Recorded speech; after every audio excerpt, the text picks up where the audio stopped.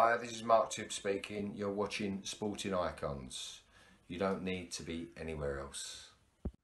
Right, everyone, I hope you're all doing fantastic. Now, I know that we've spoken about this in brief before when Daniel Dubois lost to Joe Joyce, the role in which his trainer, Martin Bowers, played in that particular fight. Now, according to reports online, and I'll put one of them in the description box for you, which I think the main one was coming from the Mail Sport. I might be wrong about that. Either way, in the description box, they are saying that Daniel Dubois has left Martin Bowers, his trainer. Now, quite what role Martin Bowers is or was in Daniel Dubois' training camp, I'm not entirely sure. Was he just trainer? Was he trainer manager? I don't know. If Daniel Dubois has left him as trainer but retaining him as manager, again, we'll find out in time. And again, some of you guys may know a little bit more about that particular situation than what I do. Now, they're also predicting that Daniel Dubois could end up going with Mark Tibbs. Now, I could just text Mark Tibbs and say, yo, is Daniel Dubois with you now? Are you now training Daniel Dubois or whatever else? But Mark Tibbs, he's not going to tell me, well, yeah, maybe, because he's not going to give me speculation. Mark Tibbs responds to what is, not what might be. And because it's not official yet, he's not going to tell me or anybody else. That's how Mark Tibbs rolls, and it's absolutely fair enough. Mark Tibbs is a world-class trainer. I know I've said this before many times, and people raise their eyebrow. We talk about him as a world-class trainer. He is a world-class trainer. I mean, how could you be with the legendary Jimmy Tibbs, his dad, his entire life, and it not rub off on you? How could it not be? Look at his record and that as well. Mark Tibbs has all the experience that Martin Bowers doesn't have. Mark Tibbs has been in the ring. He's been in the ring where he's dominated fighters. He's been in the ring where he's got beaten up by fighters, where he's had to come back during the fight. He's had to have the guidance from his trainers and his coaches and all that kind of thing. Mark Tibbs has that experience. He has the experience of being around his dad with other fighters. He has the experience of man management himself. Mark Tibbs has his own way of doing things. He's not a carbon copy of his dad by any stretch of the imagination, but he still has that influence. He has his own way of doing things as well. And he's a great, great guy, that's for sure. And he's a no bullshit kind of guy. He will tell you exactly how it is straight. That's what he'll do. And I think the things that people were looking at when it comes to Daniel Dubois and Joe Joyce was the role of Martin Bowers, which was, he's not encouraging Daniel Dubois. Daniel Dubois is getting beaten up each and every round, and he's going back and then getting beaten up again by his trainer. Where's the encouragement? Where's the arm around the shoulder? Boxers, as much as they're tough guys, and girls and that, of course, they can be quite sensitive souls. They need guidance. They need that arm around the shoulder. Okay, right, this is what Joe Joyce is doing. He's using the jab. He's moving this way. So what you do is you do this, that, and the other. Okay, that's what you do. There was none of that coming forth from Martin Bowers. All Daniel Dubois was getting was berated, shouted at, effing and swearing, and this, that, and the other.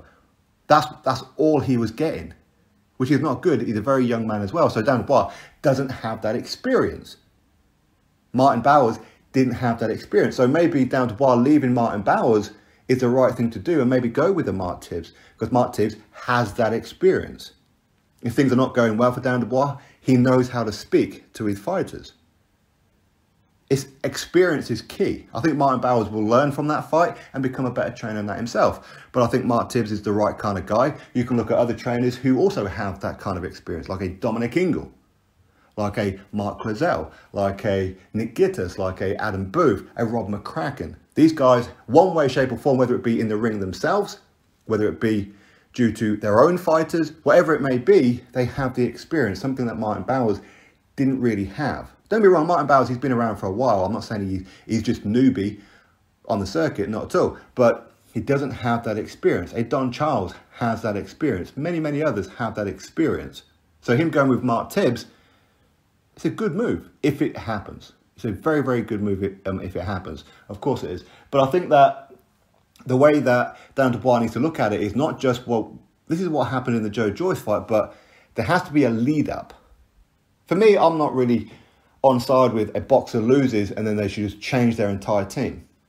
For me, I'm not about that. But unless there's an underlying issue that certain things haven't quite been worked on, or certain things haven't quite been going to plan up to that point, and that was just a catalyst that just broke the back of it, then sure, maybe. If everything's been going fine and the relationship's been fine and the training's been going fine and you feel like you didn't need anything extra to what you have been getting, and then you just having a bad night at the office, then sure, that's a little bit harsh.